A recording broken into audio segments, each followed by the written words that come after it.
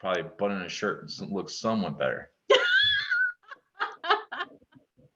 Good morning, everyone. It is Monday morning, and I am connecting today with Mike O'Connor. Let's Talk Java is talking to someone that's known Mike for years. So again, this is Let's Talk Java. I am your host, Laarni Mulvey, and I am so glad to grab a little bit of time from Mike this morning because he is a busy man. I'm going to try to send it to you. I'm feeling it, Laarni. I'm feeling it. I can already tell. I haven't seen an episode of your podcast yet, but I can already tell you're probably going to be doing really well at this because of the energy level. And you're obviously very easy to talk to, so that's going to make a big difference. Well, thank you. You are actually part of the rebranded, refurbished Let's Talk Java show. Like the first season was like, well, it's because like the first season was like a practice season, almost like I was, what do I say? How do I do this? And then once I started getting the swing of things, it like blossomed into this. So now I'm on like season 2 and recording with so many awesome people that I'm like, okay, I can do this.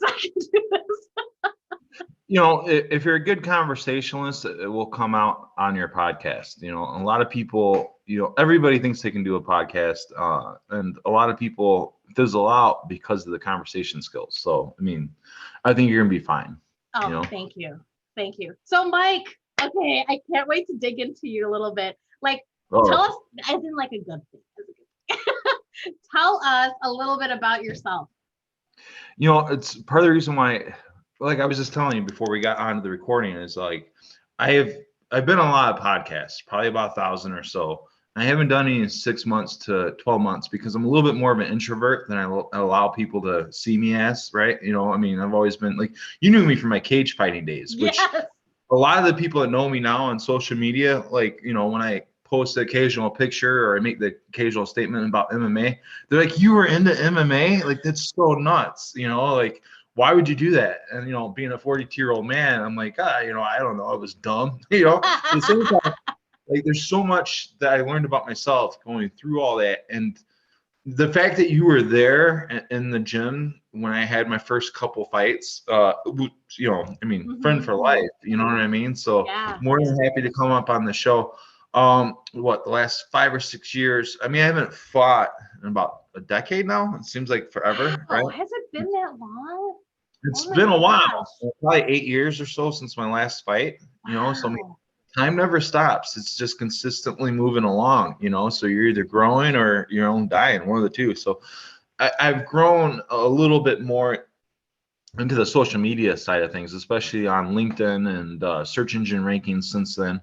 And I never feel comfortable like telling people what I do or how I do it because I hate sounding pretentious, or like self-important, especially because like, I'm not making like a ton of money here, and I'm not like the most influential guy, but obviously I feel like I got some things going on, and I got a lot of things that like building the foundation on. So part of the reason why I haven't been doing these podcasts or these conversations is, quite frankly, I want to wait until I get to a certain point to where I have a little bit more credibility and I can be like, hey, okay, this is what I've been trying to do, as opposed to just being the guy that constantly talks about what he wants to do. Mm-hmm. So that's actually one of the things I like about you is like you tell people I'm going to go become a power lifter. And I saw you lifting, what was that? 315 pound deadlift?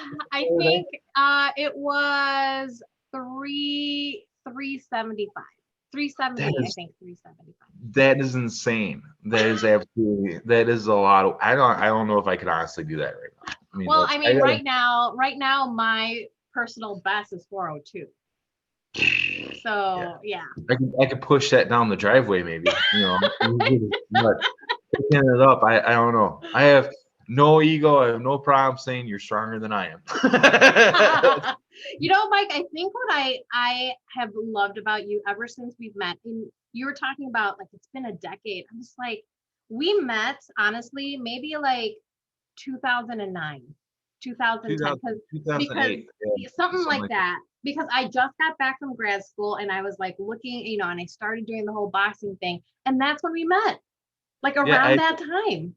came back to Texas, went to that boxing gym in Elmhurst, and I think it's where we met, and we've been pretty friendly since then, you know. So obviously you didn't invite me to my wedding or your wedding, but I didn't invite you to mine either, but whatever. Our wedding, the whole wedding thing, like it was my now husband, he asked me like, hey, what do you think about getting married this weekend? I was like, okay, and then we got married. It was like it was a Tuesday, and then we were at the courthouse on Saturday. You guys both seem a lot smarter than I am. I mean, I don't want to tell you how much I spent on a wedding and in the ring, and then like literally the day I paid off the ring, it was like, oh, we're getting divorced. Oh no. Well, we are not going to bring that energy on the show. We are going to bring the positive. We are going to bring the positivity and energy. But I'm actually smiling more now that I'm thinking about my divorce. Okay. So like, Mike, I love your services to people. And I think that's why I wanted to bring you on the show, because one of the big things about like Strong and Mighty is to build community. Like that's my company, bring positivity and community and build people's confidence. And I feel like when you connect with people and it's like the right network and the right people who are like, not just want you to succeed, they want you to fucking succeed. You know? A lot of people, I mean, and the more you dive into social media, the more you'll see like the old parables about you have to leave town, become a prophet, you know, are kind of true, because like your inner support network usually sucks. Like your friends, family, people have known you forever, right? They know who you were. They don't know who you are now. And a lot of people live life not realizing that we all evolve a lot, especially those of us that are trying to evolve. Right. Yeah. Like, you know, we were in a pretty meathead gym, you know, there was a lot of great people there, nothing bad about them, but you know, it was a lot of gyms like in MMA are like that, you know, it's meathead city. Right. And, you know, people are always working on their muscles, but they're not working on everything else. Right. And I think that's one of the reasons why we get along, is because you've always been that person that wasn't superficial. You're helping people. Like, I believe you were into like physical therapy and helping people with that. And you helped me with a few injuries along the way, you know, just little simple things that to you may not have seemed like a big deal because that's who you are and what you do. Right. But to me, I'm like, wow, that chick really helped me with my ankle. You know what I mean? So 12 years later, when you're like, hey, you want to do a podcast? I'm like, yeah, you know, definitely. You know what I mean? And there's going to be a lot of people like, you know, why is he on her podcast? Not to talk down to you or be like, you know what I mean? Because I've turned down some pretty big podcasts. And I'm like, who are you to turn me down? Like, who are you to think that I shouldn't turn you down? You know what I mean? Like, I love that. You know what I mean? Like, but, you know, bite me is a word I use a lot. And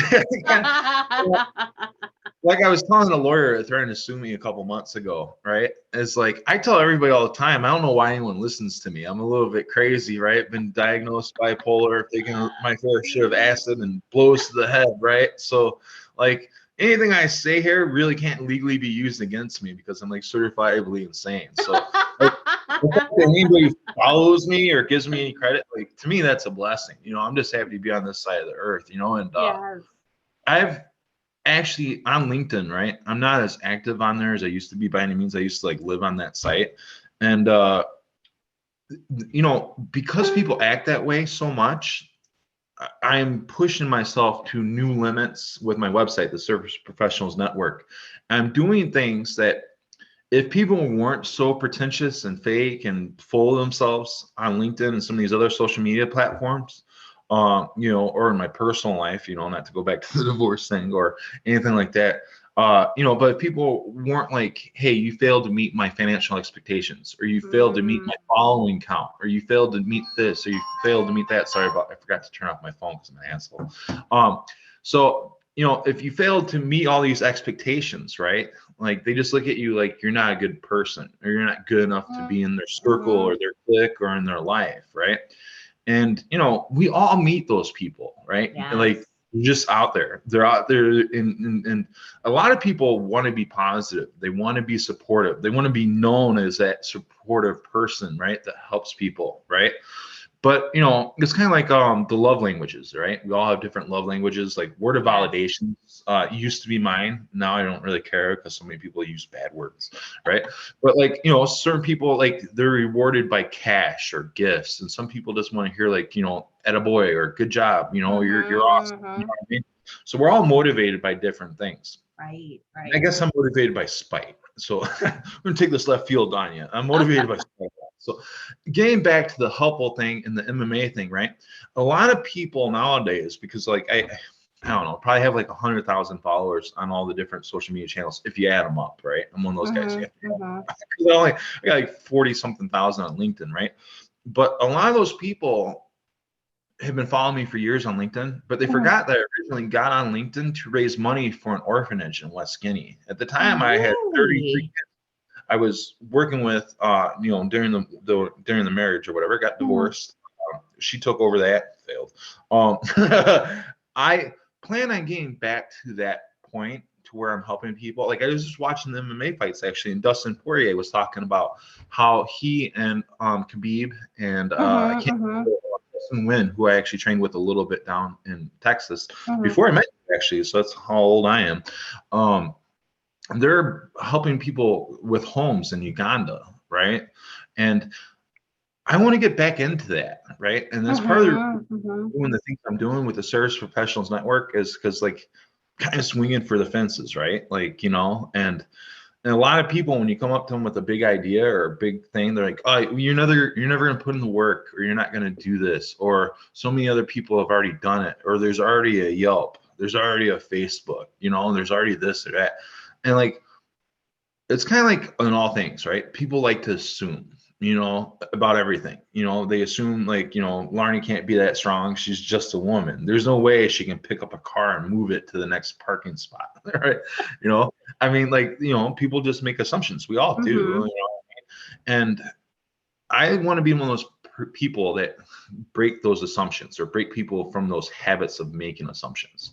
And I feel like the best way to do that is just to get down and do it. You know what I mean? Like, look at your video, right? And they're like, "Oh, this chick's going to pick up 400 pounds. Yeah, right. Not going to happen. You know how many people are probably like, it's not real weights. It's foam. Yes. Yes. I mean, like, do you get that question a lot? Like, Oh, like, yeah. Oh, yeah. Or, I can't see how many plates are in the bar, so I don't know. Was it really 4? I get questions like, you're old, because I'm 44, so I'm a little bit older than you, but it's like, yeah, we're old. We're old, right? But people are like, "Oh my gosh, so how long are you going to be doing this?" And I'm just like, you don't realize how much of a it may just look like you were saying MMA, like it was like a lot of physical, but really it helps my mind. It really does. Like exercise in general, but when you're pushing limits like that and you're doing things that people tell you can't do or never could have done, I mean, it's incredible. I just think that when people put the limit, when they have their vision of a limit for me, I'm just like, okay, well, your limits don't matter. I'm gonna do my thing, and I'm gonna see where it goes. Could you imagine if I listened to other people, or if you listened to other people, neither one of us would be doing shit with ourselves. I know. I was 30 years old, right? And I was getting ready for my first MMA fight. And I had saw somebody from high school, and she used to be the pretty girl with the 6-pack abs, right? And, she ballooned up. She had like a couple kids, and she must have been, she was well over 300 pounds, right? And I was walking around at 205. I'm 300 now. So I was walking around at like 220, and we just happened to be going into the convenience store at the same time. And I didn't recognize her, but she recognized me. And she's like, "Are you Mike O'Connor?" I'm like, "Yeah." I'm like, "Oh, hey, how's it going? I haven't seen you since high school." She looks at me, she goes, "What are you doing? I hear you're about to have a cage fight."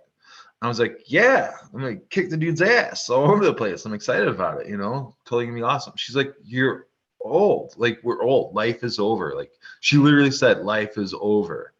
I was like 32, I think, at the time, to be exact. 32. I remember thinking to myself, I'm like, that is insane that you feel like that. You know what I mean? You're in your 30s. That's like, I feel like life started. Here I am a decade late. I just pulled my head on my ass like 6 months ago. Right? So in the debates, I heard the pop, so I'm pretty sure it's out now. You know what I mean? Like 32, like life is over. I'm like, are you kidding me? No. Like, I'm gonna be trying to live until my last. I guarantee you, if I die an old man in a deathbed, my last, I don't know what it's going to be, but it's going to be smart ass, sarcasm, or a joke on my way out. His last words were, "What?" Yeah, right. Seriously. Like, I think, and it just goes to show you the differences in how people think and feel all different times. Now, anytime I'm getting like, well, obviously not when I'm feeling like, it's not too motivational because I'm fat, right? But I'd be fatter if I didn't think about that, right? I'd be like 400 pounds now. But every once in a while, I'm like thinking to myself, oh, life's not over, and what's another one? In my best interests, right? I ask myself that a lot. Is this in my best interest? And it's, if you just constantly reevaluate and readjust and ask yourself those right questions and block out the naysayers, because it's easy when somebody comes up and say, hey, Laarni, you're never going to lift that weight, or you're going to blow out your back, or you're going to blow out your knees. I'm sure you've heard it all, right? Like, you're going to hurt yourself. You're in your 40s. Like, it's just a matter of time before you blow up and die right there lifting the weights. They're going to fall on your head, right? I'm sure you've heard it all, right? Yes. And like, that's the thing about life. You can't allow other people, you can't even allow yourself to set limits. You always got to be pushing and striving to do the next thing. And, like right now, I don't have everything going on. I'm finally making a little bit of money with my website and stuff, but I see the light at the end of the tunnel, right? Like when I first started out to do what I was going to do, I was like, hey, I'm going to make a social media site and a business directory. I heard everything from like, oh, there's already a Facebook, there's already a Yelp. And obviously I'm nowhere near that category. And I probably never will be, to be honest with you, right?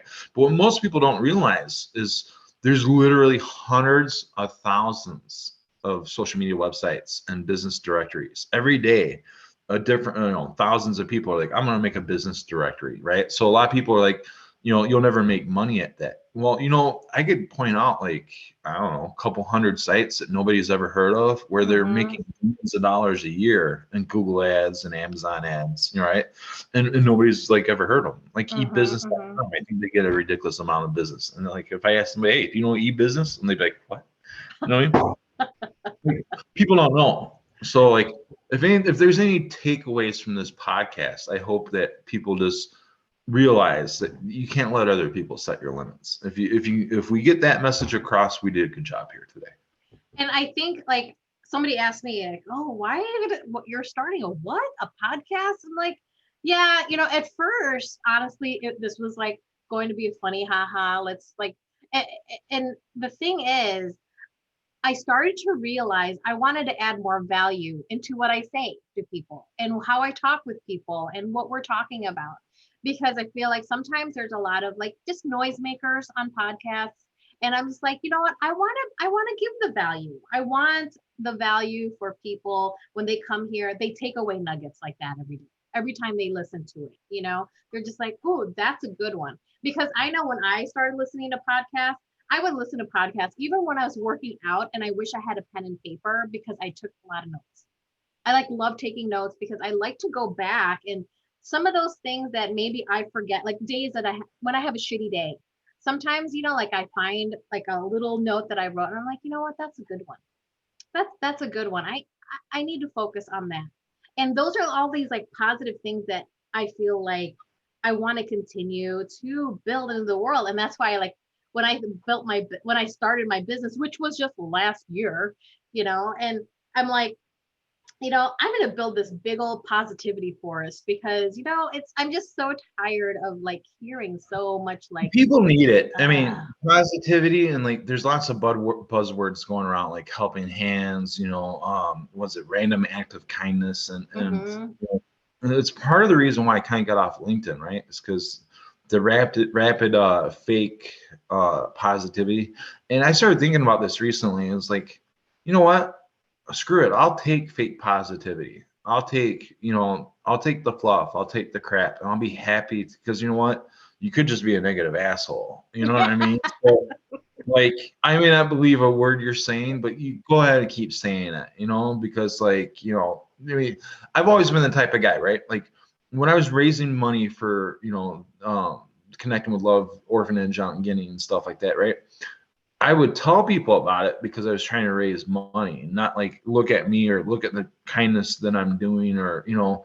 And I feel like when you're walking up to a homeless guy with a cheeseburger that you got for $2, but you're recording it, right? You're taking away a little bit of humanity and dignity, and you're taking away some of the good things about it, right? In fact, 2 relationships I was in for a long period of time, I got out of partially because I went and gave a homeless person a hamburger or fries or whatever. And that person was like, why are you doing that? We're not rich. I'm like, it's a hamburger. You know what I mean? Like I bought some dude a $5 meal, like literally less than $5. Like, you're mad because I spent $5 on a homeless guy? Well, you know, they're just going to, you know, do something else nefarious with. It's a hamburger. You know, you can't trade it in for alcohol. You can't trade it in for crack. I bought the guy a freaking hamburger. You know what I mean? Yeah. And you know, I wasn't expecting anything, you know. And one of the people was just mad I spent the $5. The other person was mad I didn't record it. You know, let me ask you, which one of those people is better? Oh my You know God. what I mean? Like, you know, that's horrible. Why would you do that if you're not recording it? I'm like, oh, total confirmation I need to get out of here. You know, because it's your character to be helpful. It doesn't have to be seen, you know, like it's going back to that convenience store conversation, right? Like, I opened the door for that person. I didn't know who she was when I opened the door. And, you know, and then we stand there and have a conversation that stuck with me for the last 12 years. You know what I mean? Probably impacted me a lot more than that person realizes. Because, you know, you never know what you say or what you do and how it's going to stick with people. So when I heard that you were doing a podcast, like, I'm rooting for you. I'm already your biggest fan because I know it's genuine. You know what I mean? Like, we've had many genuine conversations, and I'm going to do my best to push this out there a little bit and kind of hope you get, and don't get discouraged, you know, with podcasts or whatever you're doing. I mean, I don't make a fortune with sponsorship money, right? But I have sponsors on my site. Like, I have people like Exit Your Way and Don Williams Global. They've been with me for years and supporting me. And like, those guys, like Exit Your Way, they do like business strategy, exit strategy. They help people sell businesses. They help like multi-million-dollar businesses, you know, trim the fat, you know, plug their holes so that way they can sell them and make them more profitable, you know. And then Don Williams, like, that guy was like the biggest telemarketer in the world. He's worked with like half the Fortune 500 companies. He's written books, literally wrote the book on customer service, and like changes the way that we all experience customer service. You know what I mean? Yeah. He's got a great podcast now called The Proven Entrepreneur, which is, you would love Don Williams. First of all, he's a really laid back style. And his show, he's part of this group, EO, Entrepreneurs Organization. You have to do $1.5 million in sales before you can even be considered for membership, right? And they pay thousands of dollars a year to be in this. I think it's like 2,500. I don't know. Don't quote me on that. But they spend a decent amount of money just to get into the entrepreneur organization, you know, and you have to make a certain amount of money every year just to be in there, right? But they do a lot of charitable stuff. They do a lot of great things. So it's not just about rich people getting richer or being like, hey, I'm part of this organization. Like, they actually do things. Like, they do scholarships and they raise money for different nonprofits. It's part of the reason why I like Don Williams and everything.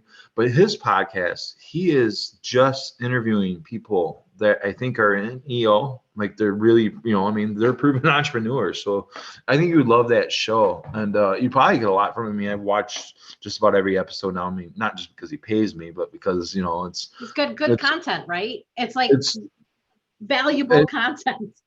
Well, every time I've watched one of his episodes, right, you know, it's like one guy was selling jets. You know, he's like, I sold 10 jets last week and I wanted to sell 20. You know what I mean? Like, if you can't learn a little bit about business or life from some guy who's selling multi-million-dollar jets to people, like, what are you doing? You know what I mean? Like, you know, so like, part of the reason why I haven't been doing podcasts is I want to sell jets. Like, why are you listening to me? I got a few thousand keywords they're ranking. I mean, but I don't, have a jet. Like, afford a plane ticket, depending on where we go. I think like the whole connecting, like your network, the service professionals network, it really does connect all around. Like I feel like it connects all around. I mean, you have your website and stuff like that. If I'm being completely honest, right? My company and my network really greatly depends a lot on what I do, right? So for a few years, I was really pushing network, right? And we had a really big, actively engaged network on Facebook and LinkedIn. And it's not the same now. A lot of people, I get messages daily like, what happened to SPN? Or why aren't you doing this? Or why aren't you doing that? And it comes down to a couple different things: the shift of focus, the shift of goals. And I don't want to be the same old guy who's like, follow me and I'll follow you back. And that's the extent of what I do, right? Like, I'm not doing this to get YouTube views, and I'm not doing this to get likes on LinkedIn, and don't get me wrong, I'm not talking bad about people that's their focus. I mean, I did it for years, but I want to get back to the point where I'm making a real difference. Like going back to Justin Nguyen and Dustin Poirier, right? Those dudes are building houses in Uganda, right? Like, how can you not respect that? How can you not like that? You know what I mean? Like, the guy's not talking about bling or, jet sex. I mean, if you take a look at the Conor McGregor fight, right? And I know you're kind of a fight fan. I'm sure you're a McGregor. Are you a McGregor fan? Honestly, no. But I mean, I think Were you at first? I was at first. I was at first, but then I just kind of. You start hearing about the other shit, right? Like the things outside the cage, right? And that's kind of my point here, right? Not to bag on Conor, right? He can go out there and be McNuggets and get his bag of gold and, whatever. It still makes life more interesting, right? But like, and his wife got brought up into it, right? They also have a foundation to where they're helping people, right? You got one guy who's like, hey, look at me on this boat. Hey, look at me at this. Look at me do this. Let me do this, right? Smashing dudes' phones when they try to get a picture. Like, and then you got Dustin Poirier. It's like, here, I'll take a picture with it. Here's a bottle of hot sauce. Let me know what you think of the hot sauce. You know what I mean? Like, just, I don't want to be a Conor. I don't like, and my nickname when I was fighting was the Big O. And let's be honest, I was a little bit pretentious and flamboyant because I thought that's what you're supposed to do to sell tickets, right? But it wasn't my character, right? I want to live inside my character, and I want to get to a point to where I don't have to talk a lot of shit. I don't have to beg people for money. I have to do this. Like, I raised almost $700,000 for charity organizations from 2015 to like 2018, 19. Right? Wow. I ended up making that myself. I raised almost $750,000 for other people and other events, right? Doing the networking thing, doing this, doing the connecting. And I was living on social media 16, 18 hours a day. And at one point I was 22 different people because I was getting paid to be them. I was getting paid to answer their messages. I was getting paid to do their posts. And, football players, celebrities, and like, I don't know if you've ever been 22 different people, but it's a lot. It drives you nuts. Wow. Like, I'd be turning it off, here I am making my hamburger. I'm like, who am I? And like, I don't want to do that rat race anymore. So that's kind of why I decided to focus more on my own social media platform and building that. So like, if somebody came up to me during my fighting days and be like, hey, you're going to know a little bit of JavaScript. You're going to know a little bit of Python code. You're going to know a little bit of CSS. I would have laughed. I'd been like, yeah, I'm a meathead that hits the bag. I mean, I can show you how to throw a 1-2, maybe do a takedown or submission, but like, don't know anything. I literally, 6 years ago, I was taking a poop and I was scrolling on my phone and I clicked an ad. And I was like, that Mark Zuckerberg guy just made money while I'm pooping. And I was like, I want to make money while people are pooping. If Laarni was scrolling and clicked an ad on my site, that'd be great. I want to make money when Laarni scrolls and poops. And so I tell people I'm gonna go make a social media site so that way when people are scrolling and pooping, I'm making money. And people looked at me like I was insane for many different reasons. Actually, it's part of the reason I got divorced. Like, you'll never do it, give up, like everyone told me give up, right? And now it's making a little money. Obviously, it's not where I want it to be, right? But it's like anything else, like with your lifting weights. You didn't just start off at 402 pounds. Like, I'm not going to ask you where you started, but I'm sure it was a lot less, right? Like a quarter. I don't know. Like, I'm opening the door, right? You just don't start off being an Olympic weightlifting god. You know what I mean? Like, you got to start one day at a time. You add a couple, you know what I mean? Like, if you go back, it's probably at this point even hard for you to think about where you started because you've been on this journey, for years now? For years, yeah. Consistent effort, day in, day out, Yeah. Powerlifting actually came to me in 2019. I've only been doing it for that short time. But since, like that's just incredible though. The amount of strides you've already made is just insane. Imagine if you started when you were 20. I know, right? Here's the thing. So many people are like, oh, I should have done this or I should have done that. Like, you can always start. It doesn't matter if you're 44 or if you're 30 or if you're 72. Like, the only person that can set your limits is you. Right. It doesn't matter what other people have done. Right. You know what I mean? Like, so many people have done so many cool things that we'll never know about, Isn't it sad? Like, I feel like there's that, that idea bug, that innovation bug in everybody's mind, and they, don't want to say it because they're afraid of what people are going to say, but like, they're like afraid of the judgment. And how many cool things. Let me tell you, it's going to come. Do you know, I mean, well, first of all, if I had a nickel, okay, for every negative thing anyone ever said to me about my website or my goals, I'd be a millionaire. Literally, I'd be a millionaire off those nickels. You know what I mean? And I'm hoping it catches up. If somebody's going to eat some crow, then it's not going to be me. It's either going to be me or other thousands of people that told me I would never do this, I'd never do that. And you know what's cool is, so Jacob, I'm sorry, I keep plugging all my sponsors and the people that help. That's kind of what I do. I kind of throw in. So this guy, Jacob Warren, right, with Warren Research, he's a little dude in Idaho. Well, he's not a little dude. He's a big dude, but he's a little company in Idaho, right? I went on one of his podcasts when he first got started because I liked his approach on LinkedIn a few years ago. He had like 47 followers or something like that, and he's like, hey, would you do this podcast? And I just liked the way he approached it, So when we went into this podcast, the next thing you know, I find out he's a computer nerd and he does all the things I need done. And we wound up just being friendly with it. So like for the last, and you've watched the journey site speed and putting all the pieces together has been a night. And like literally I've spent thousands of dollars, thousands of hours, right? Well, a couple of weeks ago, Jacob's like, hey man, I'm basically taking half a week off and a weekend off. So I'm taking like 5 days. I'm just going to work on your code. I'm going to go through everything that you broke. I'm going to fix it, right? So I didn't have to pay him, you know what I mean? He just went, but he saw how much I was struggling and saw how much I was going back and forth over the same old, right? And he fixed all my speed issues. Like he fixed everything, like things that like, I'm not going to name it, but I hired a lot of people, like big time companies to come look at this stuff and they couldn't fix it. So this guy fixes it all, right? So now I'm just at the point to where I just need to add data. You know what I mean? So things, people and stuff. So like over the last, 2 or 3 weeks that my site's been working, like before, let's put it on simple. 1 to 100, right? Let's say the perfect site works at 100%, right? My site now is in the mid to high 90s. So 95%, 95% of the time it does what it's supposed to, right?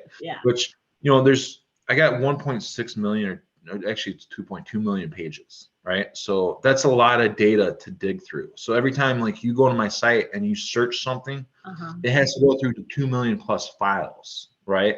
So I was literally working at like 37% for like 4 years, right? And just to get it to 37% is unbelievable. And not to get political on you, right? But when everyone's like, Donald Trump's going to make his own social media platform, right?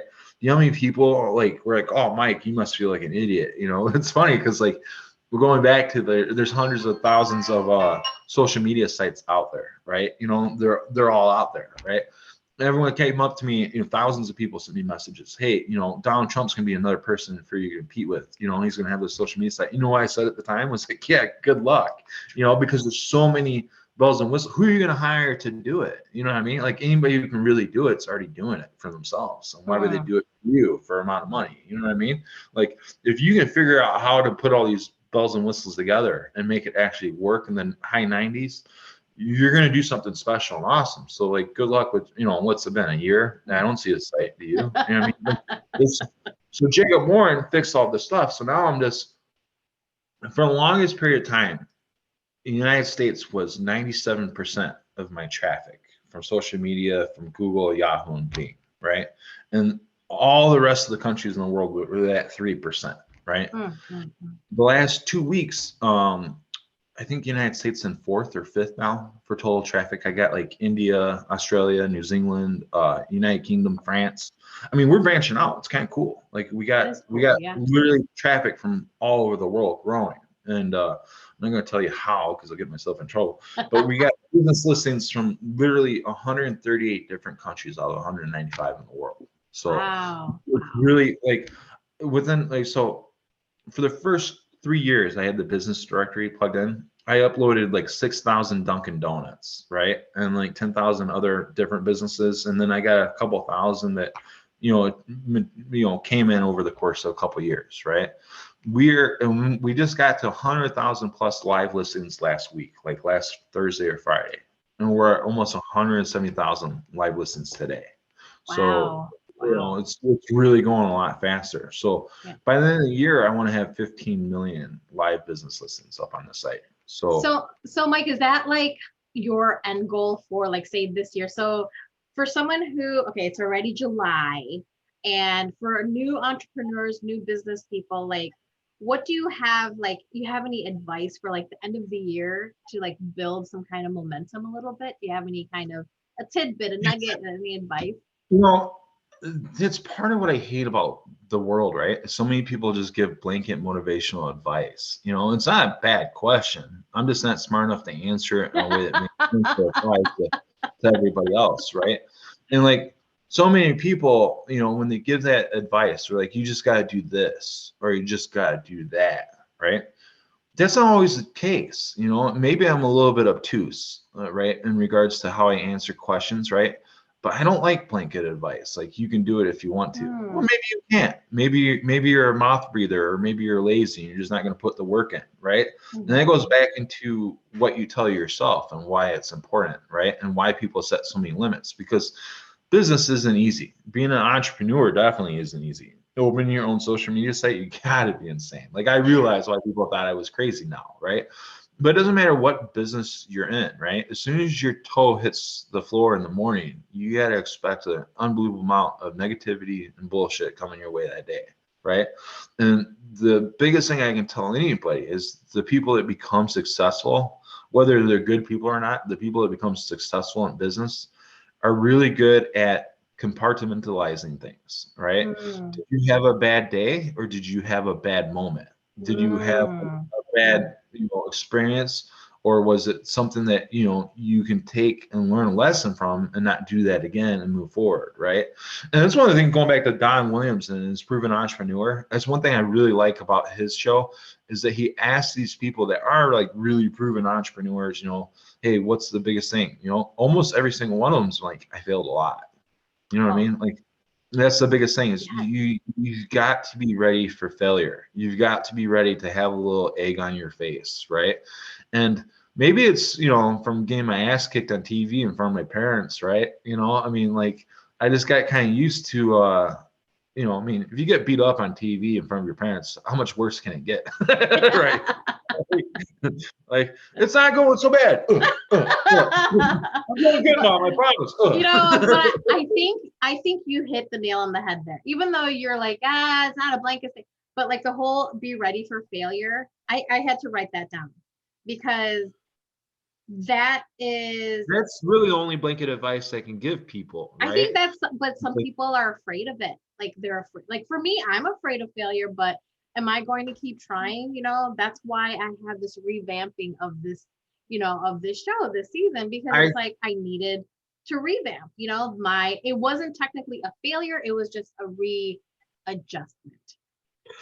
Be used to being uncomfortable. It's something a lot of my MMA coaches used to tell me all the time. Usually when I was getting my head smashed in against the cage, right? It's like, if this doesn't happen in training, it's going to happen in a fight, right?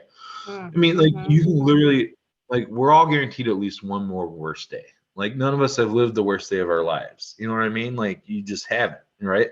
No matter what you've been through, right? Like, if you think about this, right? We're both in our 40s. Like, just take a second to think about all the times in your life where you didn't think you were going to make it, or where you thought about giving up, right? And here you are. I mean, like, if we really gave ourselves more credit, we'd all be doing way better. And a lot of people, there's two ways you can go with a negative experience. It can either make you stronger and better, or it can make you have PTSD and anxiety. And sometimes they'll do a little bit of both. Sometimes they'll give you that PTSD and anxiety, which, I certainly, suffer from all the time, right? But you can use that nervous energy or that anxiety to propel you to something greater. So, what I think most people really have to be, aware of is that every day is full of choices, right? Am I going to accept this? Am I not going to accept this? Is this in my best interest? Is this not in my best interest, right? Do you have my best interest at heart? You know what I mean? Like, most people, even the people closest to you, right? Your parents, your loved ones, even your lovely husband, who looks like a gem, by the way, on Facebook. He looks like such a nice guy. Like, they may think that they have your best interest at heart, right? And a lot of times they do, right? But only from their perspective. If that makes sense, right? So, like, nobody's going to know everything about you, even yourself, right? But you know more about you than anybody else, or at least you should, right? You should know about what makes you happy. You should know about what makes you sad. You should know about where your limits are. And look, if I listened to my limits, I wouldn't be doing any of the stuff I'd be doing, right? Jacob never would have helped me. Don wouldn't be sponsoring me. None of these people would be helping me because I would have gave up a long time ago, right? And that's the thing, is you're gonna get better just from trying, no matter what it is you're trying to do, right? But the more effort and the more you put into it, the better you will be, right? Like, when you first start lifting weights, like, if you set that goal, right? Like, I'm going to add 5 pounds this week, or I'm going to add 10 pounds this week, right? If you fail and you only get to 7 pounds or 3.5 pounds, I mean, like, what if you had set that as your goal before? Would you have made it, or would you have only added 2 or 3 pounds? You know what I mean? Like, if you don't set those big lofty goals and really try to work toward them, you're not going to get there. You know what I mean? So I could sit here and be like, oh, you're not going to do it, or you're not going to. Well, I'm going to be practical. I'm a pragmatic person. I was born an optimist and became a cynic and a pessimist through life experiences.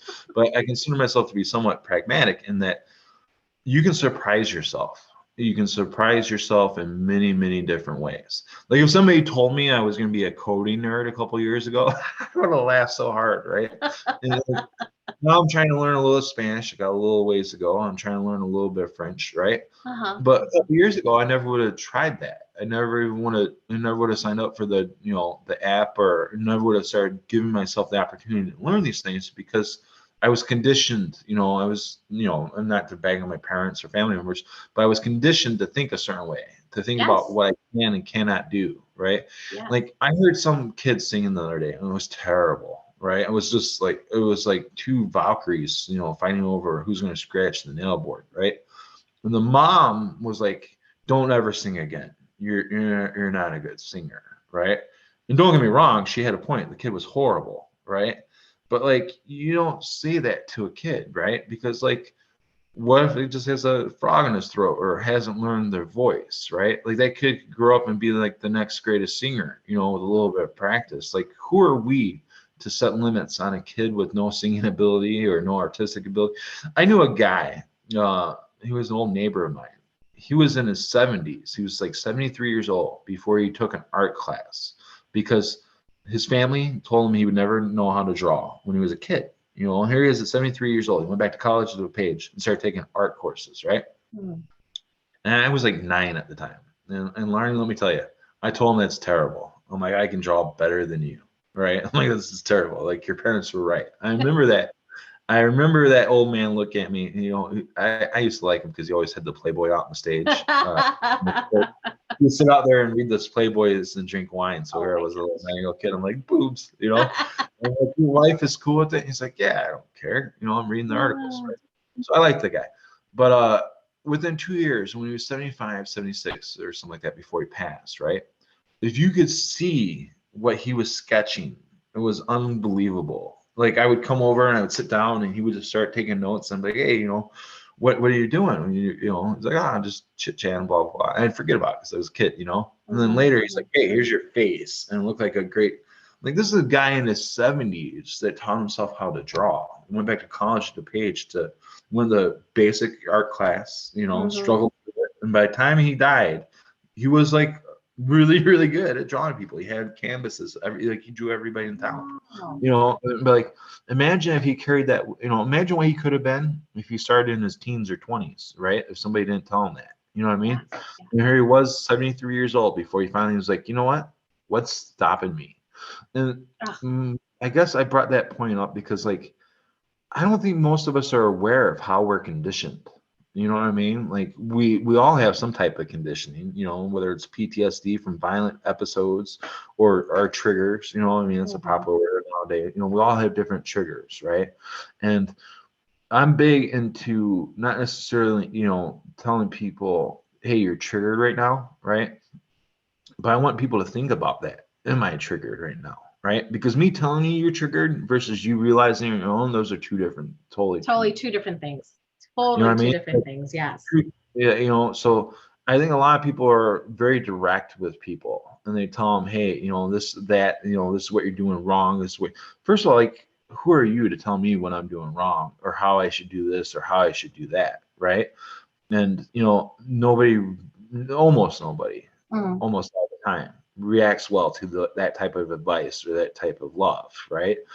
And, you know, I think a lot of people, if they just thought about, you know, the way they phrase things and instead of making statements, maybe ask questions like, you know, why would you do that? Or how does that make you feel better? You know, or, you know, what's your end game? You know, just if we get into more asking people like genuine questions versus making genuine statements, I think we'd all be way better off. I love that. And you said you didn't have anything at the end. That was a lot. That I like took a whole bunch of. That was a lot to share. You know, there were so many nuggets, even in that little. You said you don't have anything. That was perfect. That was awesome. You know. I can't help it. So, Mike, like, like, if people want to ask you more questions, how do they get a hold of you? Or do you want people to get a hold of you? Or you're like, well, I mean, you know what's funny? Going back to the being pretentious, right? I would just tell them to Google SPN, you know, which is like ESPN without the E, right? When I first, you know, part of the reason why I picked Service Professionals Network and SPN in general is because, first of all, 28 to 36,000 people every month search that term. Like clockwork on Google, right? There's publicly traded companies. That TV show Supernatural goes by SPN, right? So they got, you know, thousands and thousands. So I picked Service Professionals Network because I didn't want to follow my own advice. So I'll give you a little bit of marketing advice for most people. Okay. Never use numbers like 4 or 2 in your domain name. Like a lot of people do that. You know, always make your domain name short and sweet and memorable. Same thing with your business, right? Always avoid numbers. You know, like my brother has Second Chance Water Registration. Never would have suggested it because of the 2, right? Because when you Google stuff, right, people are like, hey, is it the spelling or is it the number? And they don't remember it as well. And you actually lose lots of traffic that way, right? So being the pretentious egomaniac that I am, I decided to pick Service Professionals Network because 1, it's a mouthful. And 2 is I didn't think a lot of people would remember it. And 3, I was looking at SPN for something else for a different SEO client. And I was like, well, that's really high keyword difficulty, which means like it would be really hard to get in the top 10 on Google for that term. In fact, when I first made my website, Google, you know, analytics basically told me not going to happen. The keyword difficulty is like a 72 of a scale of 1 to 100. So you're never going to make the top 30 is what they told me, right? Now my site hovers between 3 and 4 and sometimes 5 to 10.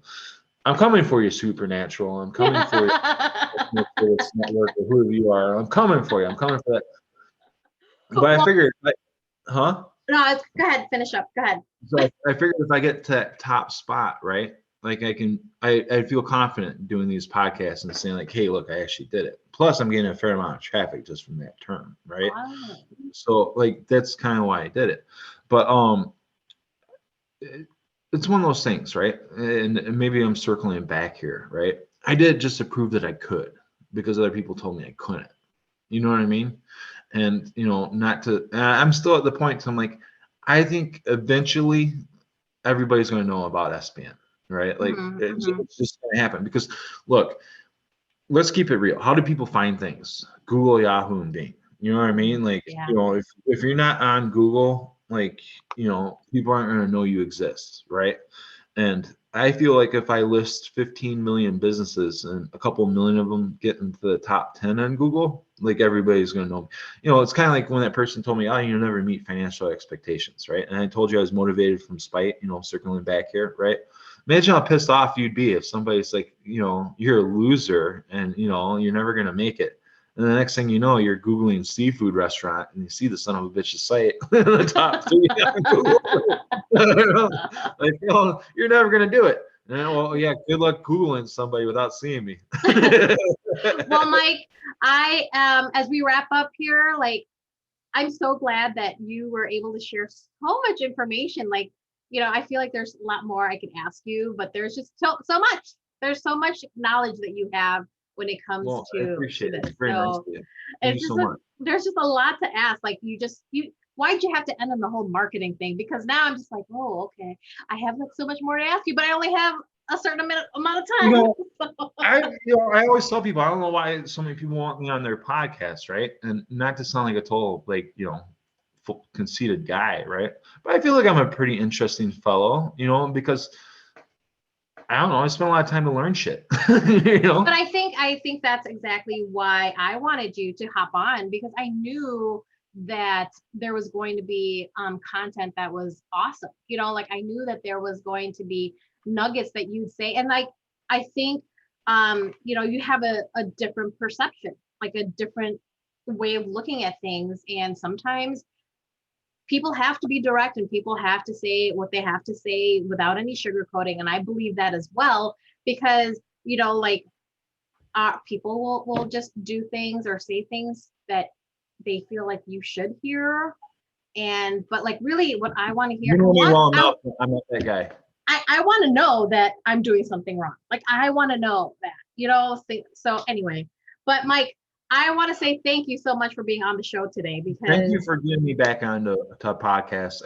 This is one of my most fun experiences on one of these talks. I usually don't like it. I'm a little bit more of an introvert than people realize, but maybe it's because of our friendship. I just know you and I'm more comfortable as a person. But I'm definitely rooting for you. I'm definitely going to share this podcast, and I look forward to seeing other interviews with other people here soon. By the way, make sure to share them on my site. If you share them on my site, I tend to share them other places. Awesome. I will do that. Thank you so much. I mean, it was a great interview. I'm so glad you gave an hour of your time today. I know we could have probably talked and probably catch up on things that were I could talk with you all the time. We should go out there and do Yeah, we should.